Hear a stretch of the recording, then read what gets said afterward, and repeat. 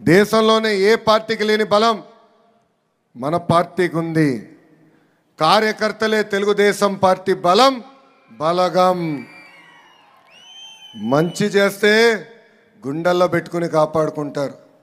అదే కానీ ఎవరన్నా చెడు చేస్తే చీల్చి చెండాడతారు.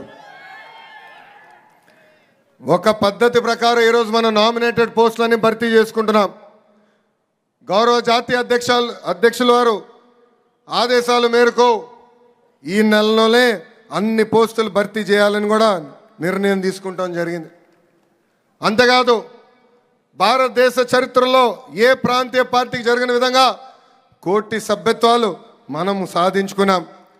ఏకంగా కార్యకర్తలకు ఈరోజు ప్రమాద బీమా కింద 5 లక్షల రూపాయలు కూడా మన పార్టీ సహాయం చేస్తుంది. నేను తెలుగుదేశం పార్టీ జాతీయ ప్రధాన కార్యదర్శి అయిన తర్వాత దాదాపు 130 కోట్ల రూపాయలు ఖర్చు పెట్టి కార్యకర్తల సంక్షేమం చేస్తాం జరిగింది.